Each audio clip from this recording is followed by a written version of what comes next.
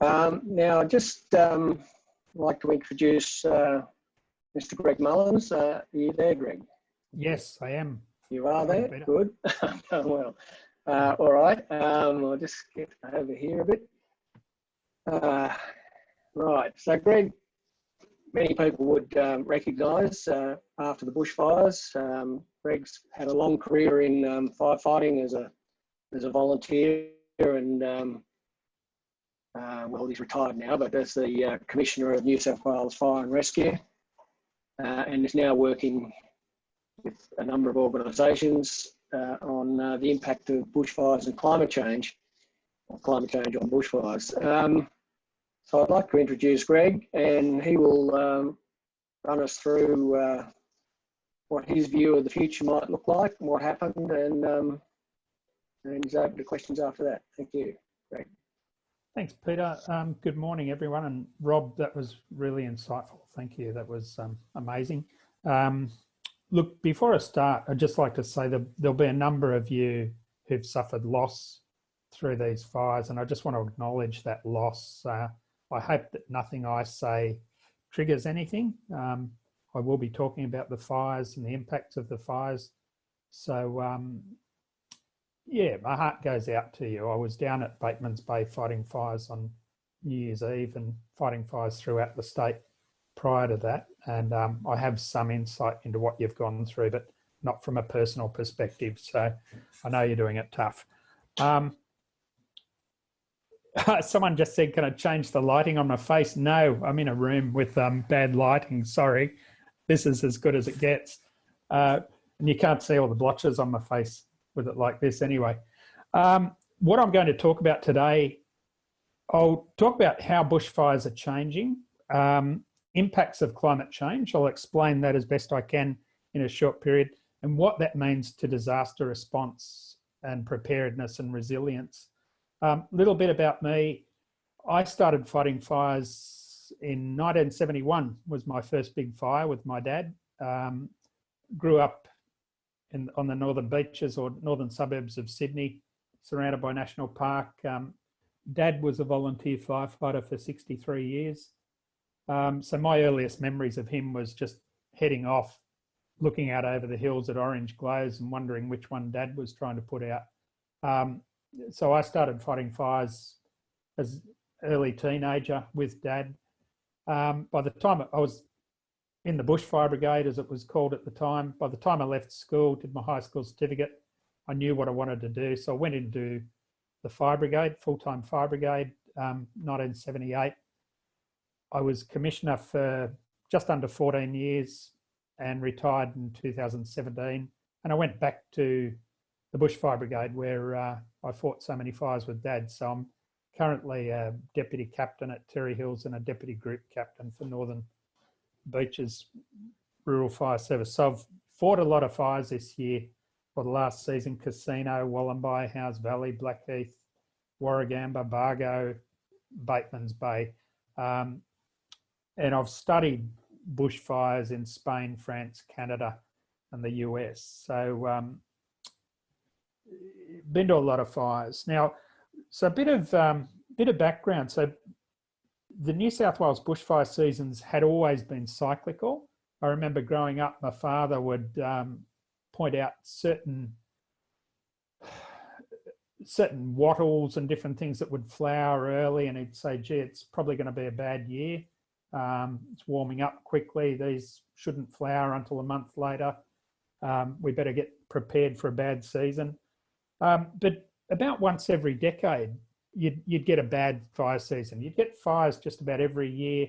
Some years were wet, but the bad seasons were around about once a decade. And if you look at the Blue Mountains, 1925-26, 1936, 1944, my dad fought those fires. 1957, Lura was burnt out. 1968, lots of homes lost. 1977, I fought those fires. 1994, and then something strange happened. 0102, 2007, 2013, 2019, 20. So it went from about once a decade to once every 6 years. And that's a bit of a canary in the coal mine. I'll come back to that.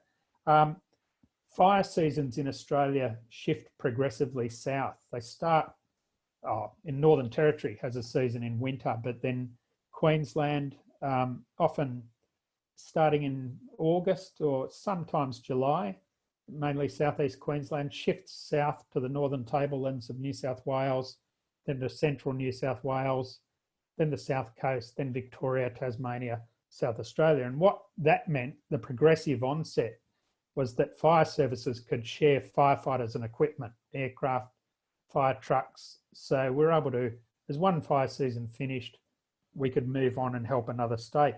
Now, historically, most big fires that cause property losses happen on 1 or 2 days in a spring or summer.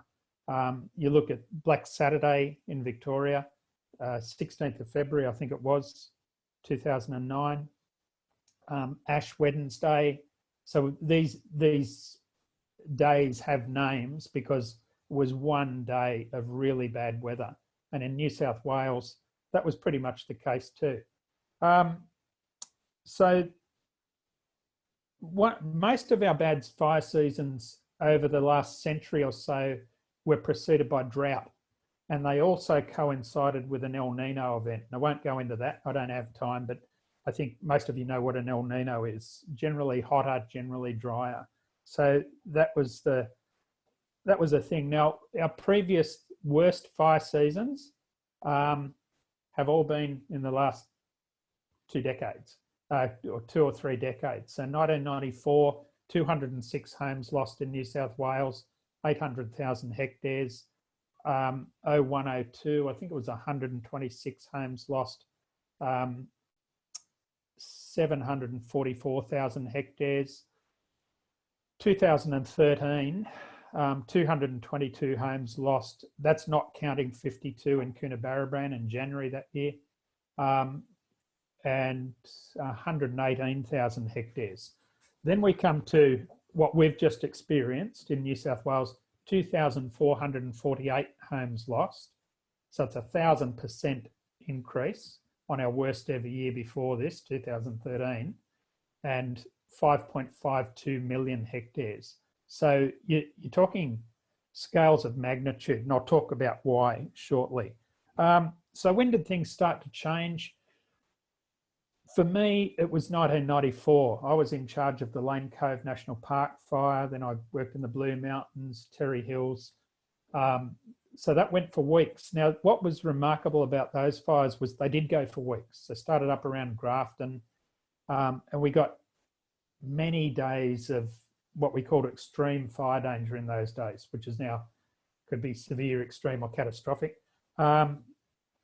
It just went on and on. We had blocking high pressure system stalled in the Tasman Sea. That's not unprecedented, but the thing about 1994 was no one saw it coming. And I remember my dad saying, this blindsided me. We'd actually written off the season in November because we got fairly heavy rains in Sydney. But that's another feature. When we get rain, it's normally very heavy. Most of it runs off and doesn't soak in. So that's another issue I'll come to.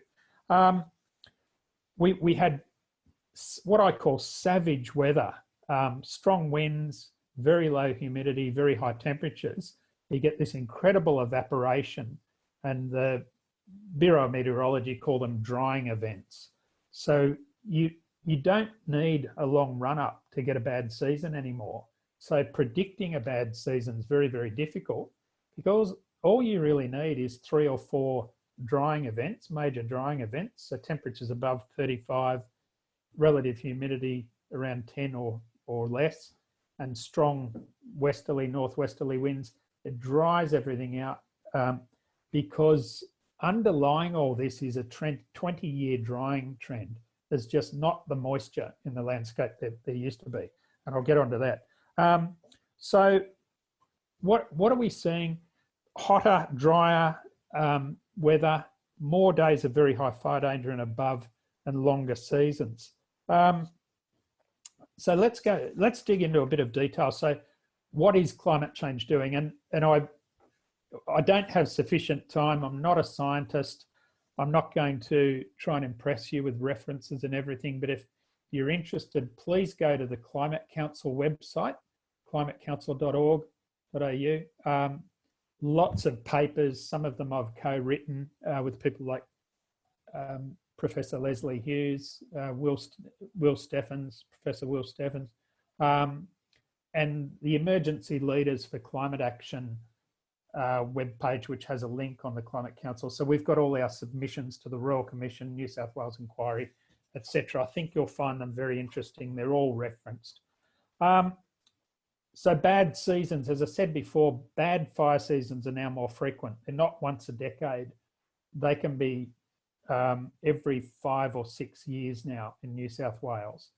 If you look at Victoria, far more losses historically in Victoria than in New South Wales. So 2,000 homes in 83, 2,029 homes in 2009. So historically, they had very bad fires in 1898, 1939, 1983. So about a 50-year turnaround, 40, 50-year turnaround. Then 26 years later, 2009. Now, you can't say that's statistically significant at this stage. It could be an outlier, but it's looking like their very bad seasons are compressing. Tasmania, I think, is a canary in the coal mine. Bad seasons, 1898, 1939. I'm doing this off the top of my head and I've forgotten most of them, but they're about, again, 40, 50 years apart. And then all of a sudden we got to 1997, which was within the range. 1967, most of Hobart burnt, 1,600 homes, I think 62 people killed. 1997, big year. Then 2006, 2013, a couple of hundred homes lost to Denali. Catastrophic fire danger. They've never had fire danger like that. 2016, the World Heritage areas that have never burned before, burned. So pencil pines, things that aren't adapted to fire, were subjected to extreme fire. Thousands of fires caused by lightning. And talking to Mike Brown, former Chief Officer of Tasmania Fire, Tony Blanks, former head of National Parks Fire, they can't remember in their 50-year careers ever seeing a fire caused by lightning in Tasmania, but now it's regular. 2 years later, 2018, again, World Heritage areas. So things are changing. In 2018, we had subtropical rainforest in Queensland burning. So things are really, really heating up. Seasons are much longer. Now, on the South Coast in particular, Bureau of Meteorology have actually done an analysis of the Tathra bushfire in March 2018. They haven't released this because there's coronial investigations still going on, but I might get the number wrong by 1 or 2 days, but they've found that the South Coast, New South Wales South Coast fire seasons compared to the 1970s are up to 111 days longer. And this is in our lifetime. This is remarkable that you can have such a shift within a human's lifetime. It just shouldn't happen this quickly. So, and you would know down there, Bega Valley, 2018, August 2018, early 2018, I remember emergency warnings at 6 a.m. in the morning as the westerly came in. There were fires burning out in the hinterland and a couple of homes were lost in the Bega Valley, Ulladulla, and then up to Newcastle, Port Stephens. So our fire seasons are starting in New South Wales in August now, sometimes July, and I'll talk about why that is in a moment. But the old Bushfires Act 1949, the Rural Fires Act, enshrined 1st of October to 31st of March. That's the fire season because that's 100 years of observations. That's about when it lands. So that's this is Australia-wide. The seasons are getting long. A bit less of a trend in West Australia, southwest West Australia, but still lengthening. Now, the problem with that is that our seasons overlap. And I talked about sharing firefighters before.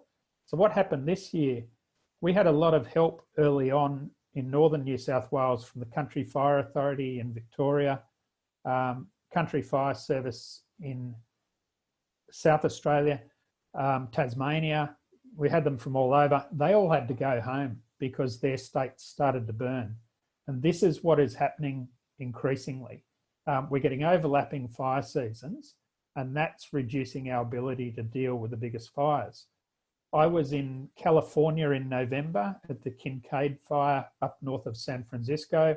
I've fought a lot of fires in California over the years. Got some good relationships with fire agencies over there. Their fire seasons are almost year round now. They don't talk about the fire season. They just talk about the year when our worst fires will be, because they have fires all year. That's a direct relationship to climate change. They don't get the snowpack that they used to, so they don't have the moisture. Bark beetles that attacked the pine trees or native trees used to die off when it snowed. Now that it doesn't snow in a lot of areas, those beetles stay alive, they kill the trees. So you've got massive fuel loads.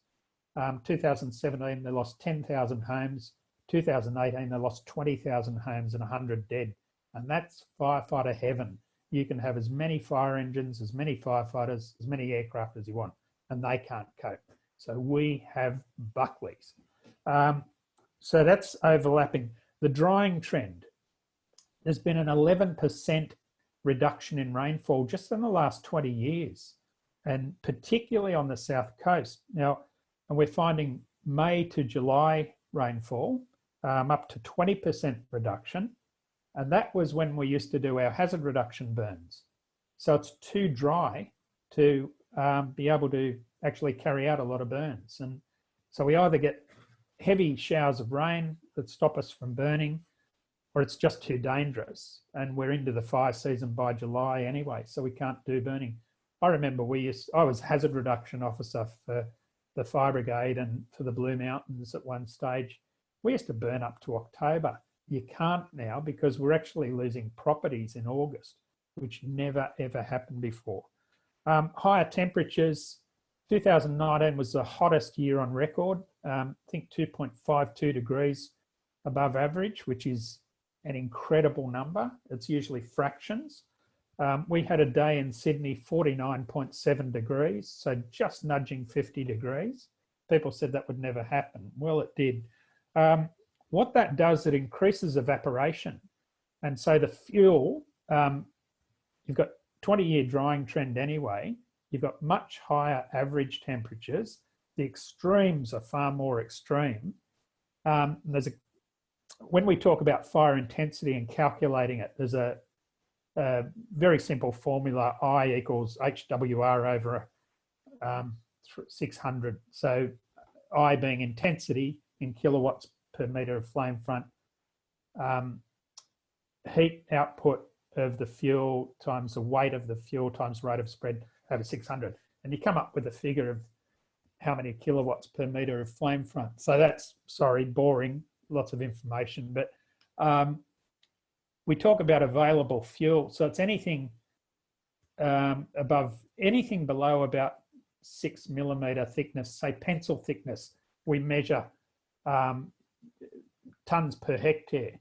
But when you dry everything out, there's more available fuel because the fire doesn't have to do any heating and driving out moisture. So I don't know the scientific answer to this, but there could be up to 50% more available fuel. So 9 millimetre thickness rather than 6 millimetre thickness. That drives the intensity of the fires, and that drives convection, which, I'll talk about pyroconvection in a moment. We're seeing things my dad never saw, but fighting fires from 1939 right through. He remembers 1939. He used to tell me about lightning coming out of the smoke.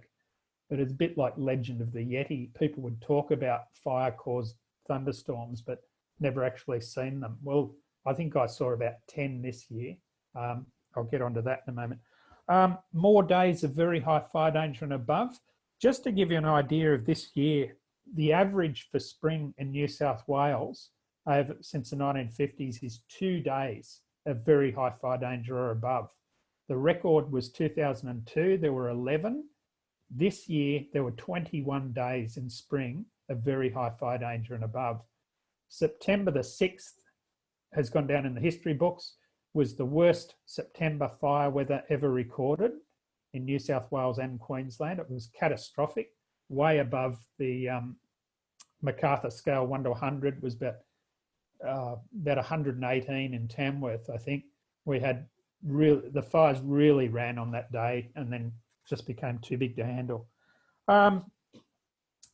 The extremes are far more extreme. We're getting this catastrophic fire danger. So that's off the scale. We added that after Black Saturday 2009 because the old scale of extreme fire danger didn't describe what we were seeing. And we had to change our operational paradigm from stay and defend, you'll be okay, to no, you won't. On the worst days, you must leave the day before or you will die. You'll lose your life. And so that's why we've got catastrophic. That's why we've got emergency warnings. So now pyroconvection, just quickly on that, they're fire-generated thunderstorms.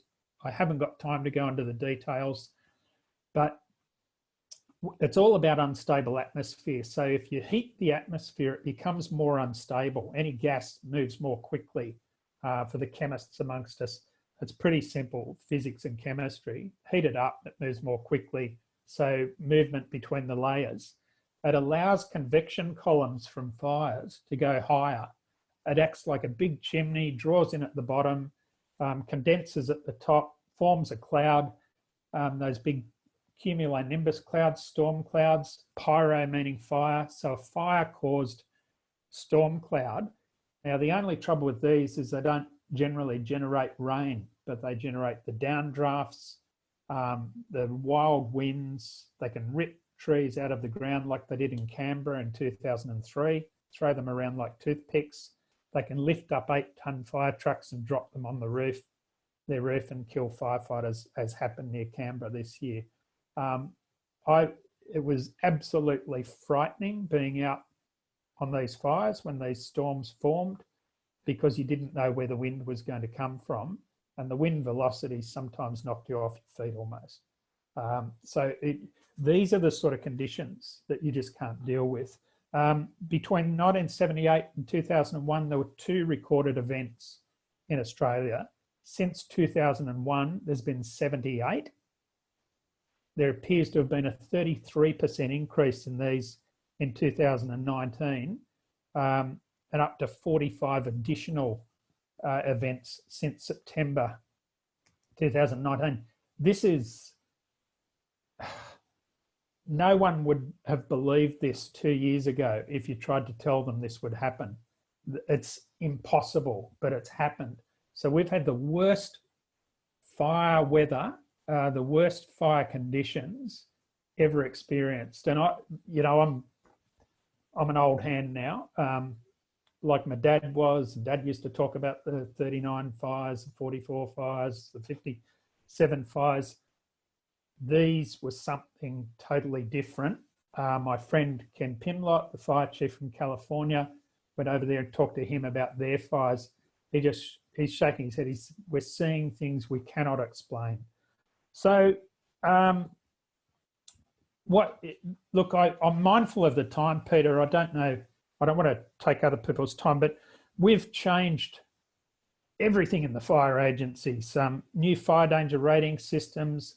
We had to bring in emergency warnings, the primacy of life, leave early rather than no, stay and defend. Large aircraft after 2009, we had to try something, but aircraft don't put fires out, people on the ground do. But if you can't get close to an intense fire, you can't do anything. So we try to get a tactical edge with these aircraft. But so what it comes down to, resilience. Rob was saying, it's being able to take a hit and then to bounce back. Now, this works at every level. The federal government, and look, I've been out and about I don't want to get into political arguments or personal arguments. That's a feature of today's politics, is hatred, which I find really disturbing. Each party hates each other, individuals hate each other. The disrespect that's shown, you know, that's on the international stage. While I was in California, President Trump talking about the Californian governor and saying they should rake their forests so they're getting no disaster funding. And that was almost as good as drinking disinfectant, but at least we're not that bad. But so I'm not going to enter into that sort of argument. We tried to warn the federal government, but we mentioned climate change. They didn't want to talk to us. But it's very clear, the science is clear, there's no question. Climate change is warming the atmosphere, which is leading to worse and worse natural disasters. So if you've got a pot boiling over on the stove, you can mop up the water all you like, you can put a lid on it. You actually have to turn the heat down to make any difference. So our government, with every other national government in the world, needs to try to dial down the heat. They need to take real action on emissions, because there is no question it's human-caused climate change is leading to these unprecedented conditions. I'm worried about my grandkids. We have a moral obligation to them to do something. State governments, when I was in Bateman's Bay, the power went out. So mobile phone coverage soon went down, no emergency warnings. We had no mapping. Our radios went down. We had line of sight simplex radio and we freelanced. Refrigeration went down, and people couldn't get food deliveries for days. Very fragile, our supply lines, our logistical setups for lifelines, sewerage, everything. Once electricity falls over, everything falls over. And power lines strung up on telegraph poles is also a source of ignition. We should be, over the decades, putting them underground. That would be a huge resilience measure. Australian Standard 3959, building in bushfire-prone areas, needs to be beefed up. The BAL's bushfire attack levels are too low. Prior to bushfire seasons, local communities should be getting together. Who needs help, who doesn't? I think we need buildings, maybe big sporting venues in small towns, but they act as refuges so that people can go there rather than be on the roads where they often die. And it really comes down to what we do as individuals to keep our homes and our families safe. And that's the start of being able to bounce back. Peter, over to you.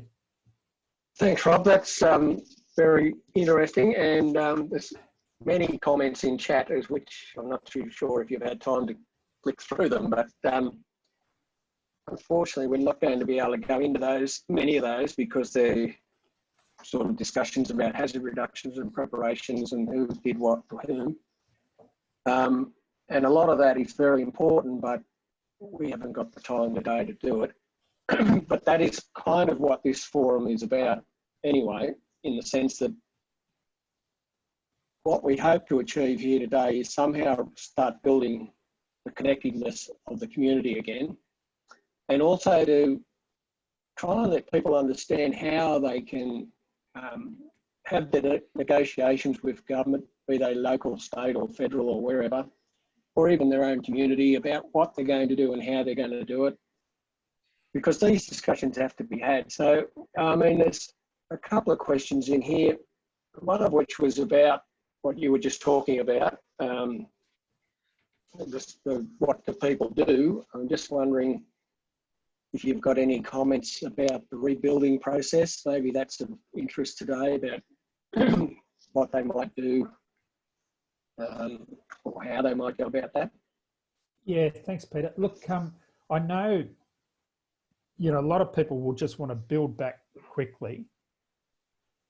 My advice would be really think about and get good advice about how to rebuild. I remember going to Spencer and the Gospers mountain fire, and we had to protect all these homes, put in some tactical backburns, and it was a bit of a nightmare, side of a mountain. And this one particular home we got to, and it was hallelujah. Huge water tanks, pumps, fire hose reels, sprinklers on the roof, shutters on all the windows, all of the spaces were closed in. And we were able to concentrate. We would have lost the house next door if these people hadn't built their home the way they had. It was way above spec, and it would have been hellishly expensive to build. But if you possibly can, that's a real resilience measure. If your home can be a refuge where you know you're going to be safe, you're going to have shelter afterwards. You won't have to get on the road to try and escape with a fire bearing down on you because they'll go faster than you can. So, yeah, and look, there's another thing, your own fuel loads. There's all this. There was a lot of argument about fuel reduction. It's essential, but you probably saw me on the news. There were politicians trying to say it's national parks' fault. They should have burned everything. They didn't. And there's no such thing as climate change. It's just fuel reduction. Oh yeah, and the arsonists. Oh yeah, and the greenies. They would use anything to deflect attention away from climate change. So we called them out on that. But there's an old adage in the fire service: what's between your back door and your back fence is your responsibility. Really, and that can be tough. I know I'm getting a bit older, and before I'd go out fighting fires, I'd always do the roof and fill the gutters and all the rest. And because I left my wife and kids more than once protecting our home over the years. But it gets tough. And that's where communities come in to help each other, but look after your patch. And when you rebuild, really think about doing above spec, because actually the standards are undercooked. All right. There is another question here. It's kind of similar, but you might be able to put a different angle on it. We're told to prepare for the fire season. So 2 questions. What is the outlook for 2021? And how can we prepare for these events other than leave? Especially if they're going to go for... Great question. So I'm trying not to be in the prediction business. So what I watch happening is we'll probably get a couple of East Coast lows. I think we're getting one this weekend. They used to be years apart. Now it's just about every June we get one or more East Coast lows now, another impact of climate change. There'll be a lot of rain. Everyone will go, it's wet, but it'll heavy rain. Most of it will wash off or run off, and it'll probably stop raining early July, late June.